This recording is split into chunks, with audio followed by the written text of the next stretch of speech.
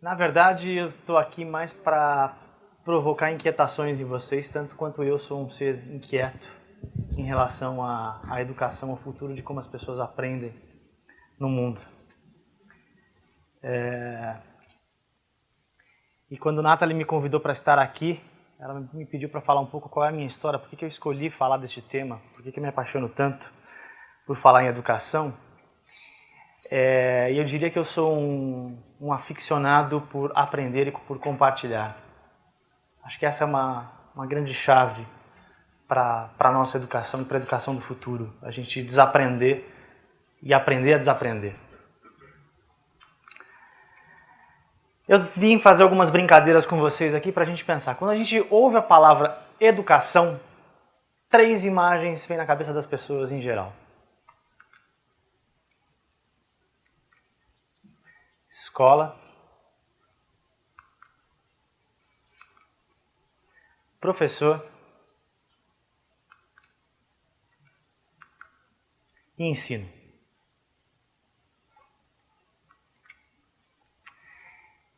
E eu vou mostrar uma outra sequência de imagens para vocês, que qualquer semelhança é mera coincidência, tá? Uma sala de aula da década de 30, 40. Uma sala de aula hoje. Uma escola rural.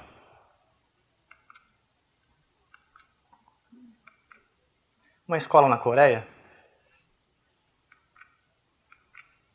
Até mesmo num curso de arte.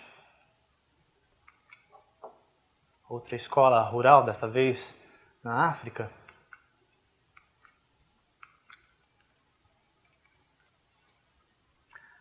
Aluno, para aprender, ele tem que olhar na nuca do outro aluno.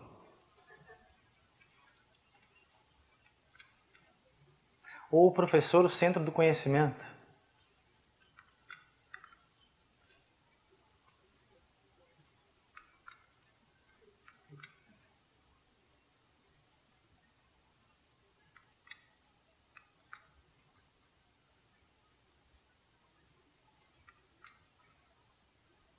E aí, eu sempre ouço as pessoas falando de tecnologia na educação. As TICs vão resolver o problema da educação. É o que eu mais ouço as pessoas dizerem. Aí, muito bem, quando você vai ver os ambientes educativos com o uso de tecnologia, você só colocou um objeto entre a nuca do outro aluno. O professor está lá, centro do conhecimento. Ou seja, como diz o Dilbert, os espaços padronizados produzirão ideias padronizadas. Quem aqui nunca usou um SMS na sala de aula? Levanta o braço aí.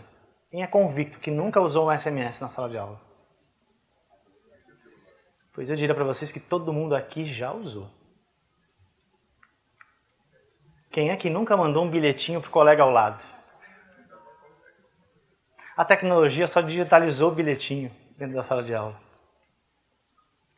E olha a invasão do celular. Não há como parar mais esse fenômeno. A gente precisa empoderar. Grade curricular, a gente ainda convive com isso, já é uma prisão, né?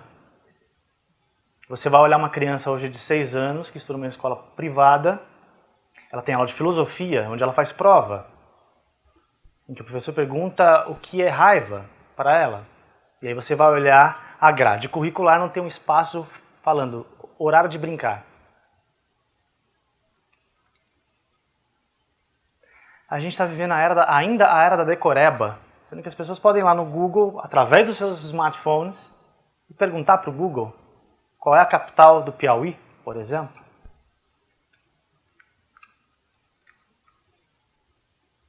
Ou padrões globais, a gente querendo medir todos os países, com indicadores para nivelar todos os países. E o Brasil, querendo ser quinta potência econômica e 56º na educação, segundo este ranking. E olha só o que a escola perdeu, hein? O santo padroeiro dos alunos desatentos, Einstein. Taxado pelos professores, taxado pelas escolas. Quantos Einsteins não existem nas periferias, nos subúrbios deste mundo? E aí quando eu ouço falar de conhecimento, gestão do conhecimento principalmente me dá alguns arrepios. Conhecimento sempre esteve espalhado em todo mundo, durante séculos. E aí, as igrejas, a prensa de Gutenberg simplesmente trancafiaram os conhecimentos no livro e em outros dispositivos na época. A gente até criou a Biblioteca de Alexandria, querendo trancar todo o conhecimento do mundo num só lugar, num só espaço.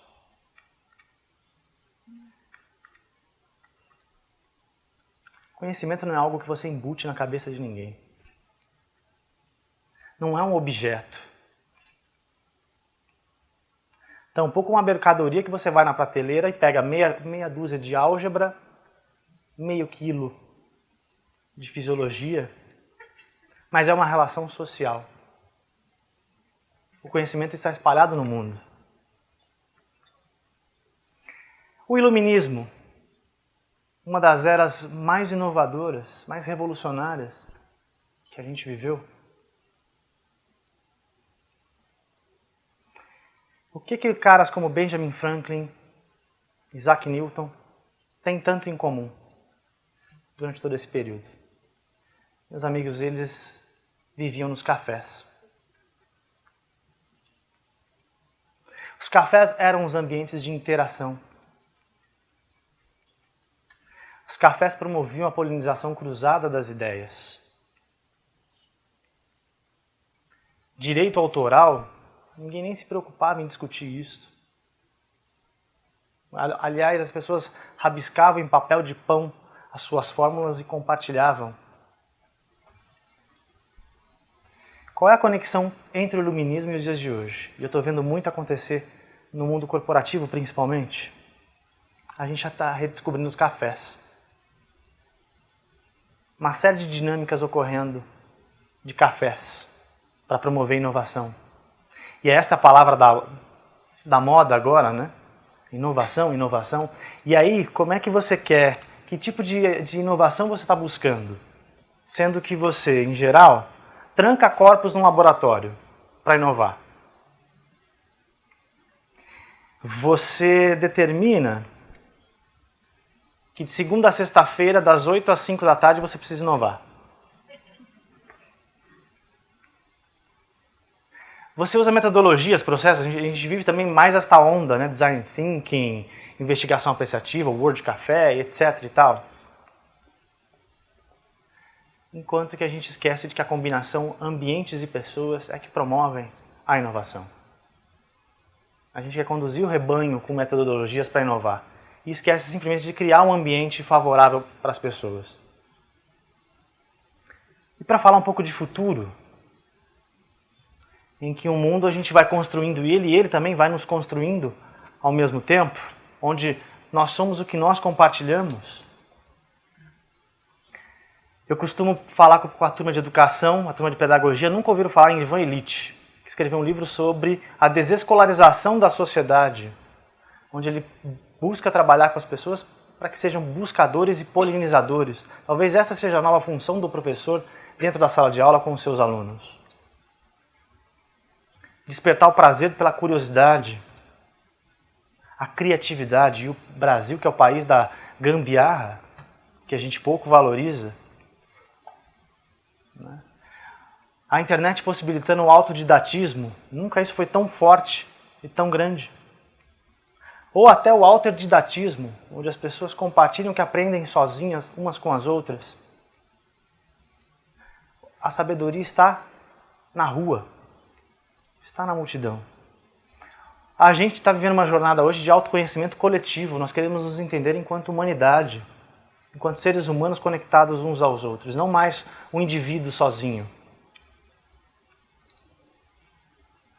E aí eu trouxe alguns exemplos para mostrar para vocês, como esse de Curitiba, de jovens, e em geral, as inovações no campo da educação não são de pessoas ligadas à educação, professores e etc. e tal.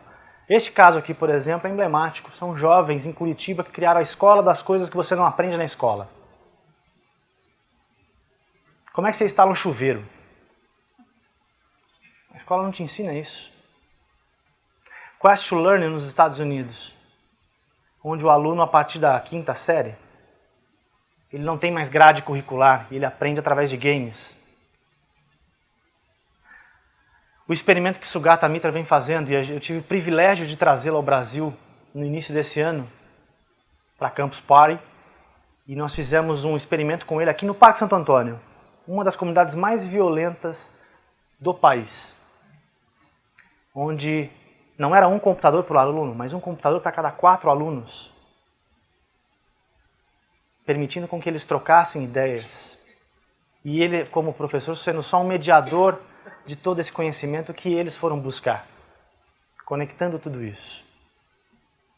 Ou experiências como a da Vitra, que está buscando ressignificar o espaço de aprendizagem, escola sem parede, sem sala de aula seriada. Né?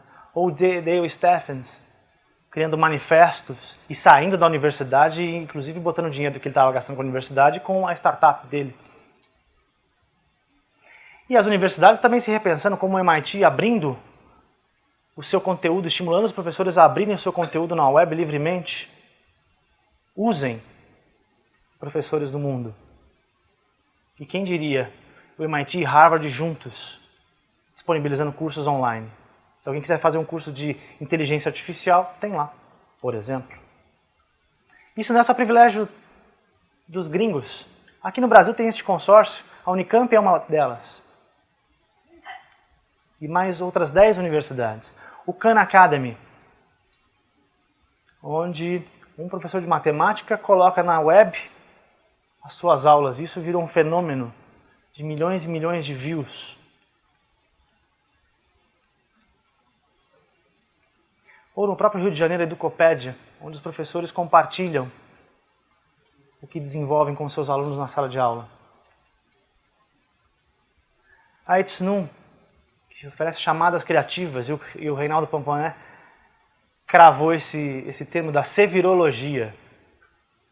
Todo brasileiro é sevirólogo, porque você tem as ferramentas na mão, você tem um questionamento. Vai lá, meu amigo, faça, se vira. Até mesmo a Apple disponibiliza conteúdos de educação. Ou o Live Motion, onde milhões de pessoas estão aprendendo idiomas sem precisar se matricular numa escola formal. Mais de 8 milhões de pessoas aprendendo idiomas. Ou se você é músico, você pode simplesmente gravar um trecho com a sua guitarra, com a sua bateria e botar na web para que outro músico possa utilizar o seu riff, o seu trecho. Pacientes colocando na web as suas doenças, os seus tratamentos, compartilhando medicamentos, inclusive questionando a própria medicina, os próprios médicos. Ou a turma de Porto Alegre do Nós VC, que criou uma plataforma onde você tem um conhecimento, tem um talento, quer ensinar para outras pessoas, vai lá, se cadastra e cria um espaço de aprendizagem. Jovens no Complexo do Alemão mapeando a favela através de celulares. Porque as favelas não estão nos mapas digitais. As vielas, os becos. E com isso eles aprendem a história da comunidade. Ou se você tem uma ideia, você ainda pode transformá-la num projeto co-criado, como é o Festival de Ideias que vem ocorrendo com o Centro Ruth Cardoso. Que inclusive essa semana tem uma sessão presencial. Ou você pode simplesmente se conectar numa rede de leitura e compartilhar os livros que você está lendo, que você lê. Você pode trocar os livros, como é o caso dessa rede. E aí eu coloco uma questão para a gente refletir aqui um pouco. Qual é o futuro dos cursos de TI? Diante de todo esse cenário de hackers e crackers.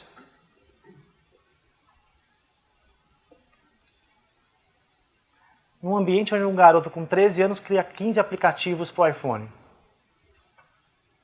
E com 20 anos de idade você já é velho dentro do cyberespaço.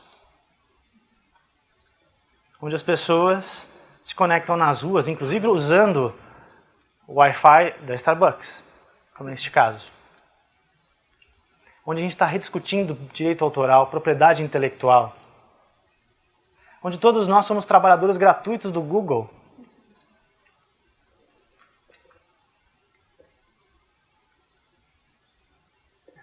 $100 milhões de horas editando a Wikipedia. Ou você pode até aprender a fazer macumba online. Ou pode simplesmente trocar e aprender técnicas de tricô e crochê.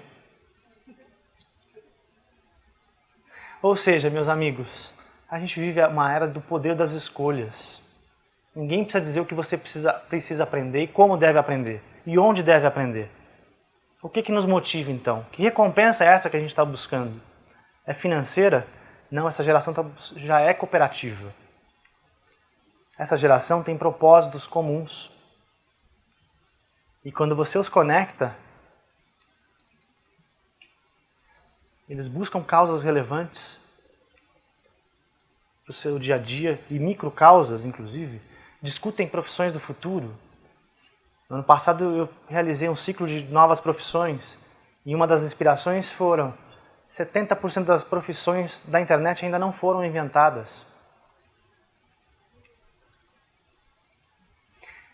A moçadinha buscando novos modelos de negócio, querendo montar suas startups. O objetivo da educação, como eu disse para vocês, meus amigos, não é aprender. É aprender, aliás, não é ensinar. Não importa mais o que você sabe, mas o que você pode aprender ainda. Já dizia Galileu Galileu há muitos anos atrás, você não pode ensinar ninguém. Você apenas tem que ajudar a descobrir dentro de si mesmo. E por último, essa para mim é uma frase célebre. Eu guardo o meu conhecimento nos meus amigos.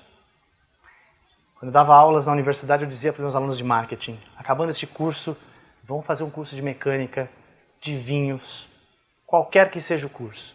Porque é lá que vocês conhecerão pessoas apaixonadas por este assunto.